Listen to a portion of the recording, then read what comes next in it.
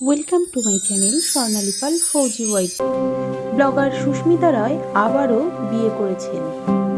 ইতিমধ্যেই নেট দুনিয়ায় ভাইরাল হয়েছে সেই ফটো, আর তিনি নিজের প্রোফাইল থেকেই এই খবরটি আমাদের সবাইকে জানিয়েছেন।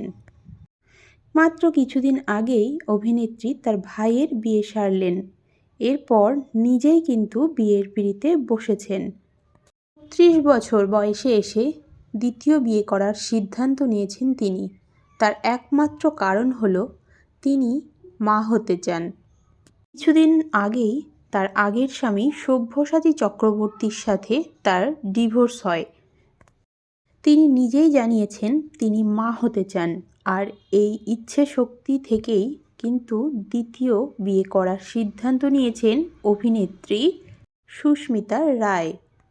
সায়ক চক্রবর্তী তার ফেসবুক পেজে পোস্ট করেছেন, এই স্বামীও খুঁজে দিতে নাকি সায়ক চক্রবর্তীরও অবদান আছে।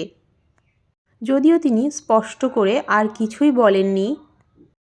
তিনি টিভি অভিনেত্রী এবং ব্লগার হওয়া সত্ত্বেও কিন্তু সায়ক চক্রবর্তীর বৌদি হিসাবে সত্যি অনেক বেশি জনপ্রিয় হয়েছিলেন। যদিও সেই বন্ধনটা এখন আর নেই, তবুও সায়কের সঙ্গে সম্পর্কটা কিন্তু আগের মতোই আছে। তার আগের স্বামী সব্যসাচী এই বিষয়ে এখনও পর্যন্ত মুখ খোলেননি। বেশ কিছুদিন আগেই গুঞ্জন উঠেছিল সায়কের জন্যই নাকি তার বৌদির সংসার ভেঙেছে। ঠিক স্পষ্ট করে কেউই কিন্তু কখনোই জানাননি যে কেন তাদের ডিভোর্সটা হয়েছিল। তবে আমারও মনে হয় এটা ব্যক্তিগত রাখাই দরকার। অভিনেত্রী ডিভোর্সের পর আবারও কিন্তু কাজে ফিরেছেন, এমনকি নতুন এক বিজনেস মেডোকার্ড নামেও এক অ্যাপ লঞ্চ করেছেন।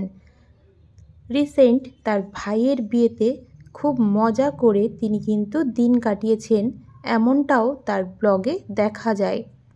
তবে আগামীকাল তার পোস্ট ঘিরে সবার মনেই এক কৌতূহল সৃষ্টি হয়েছে যে তিনি সত্যিই কি বিয়ে করতে চলেছেন, নাকি এটা কোনো শুটিংয়ের অংশ। তবে তিনি তার পোস্টে লিখেছেন, মা হতে চেয়েছি বরাবরই, এই ইচ্ছে কখনো মন থেকে মুছে যায়নি। এই ৩৬ বছর বয়সে এসে আর কোনো ভনিতা করার সত্যিই সময় নেই। নিজেকে মিথ্যে সান্ত্বনা দেওয়ার শক্তি নেই। তবে আশা করা যায় বিয়েটা তিনি সত্যিই করেছেন। আপনাদের কি মতামত বন্ধুরা? অবশ্যই কিন্তু কমেন্ট বক্সে জানাতে ভুলবেন না। ভিডিওটি ভালো লাগলে অবশ্যই লাইক শেয়ার করে পাশে থাকবেন। আজ এই পর্যন্তই, দেখা হচ্ছে নেক্সট ভিডিওতে।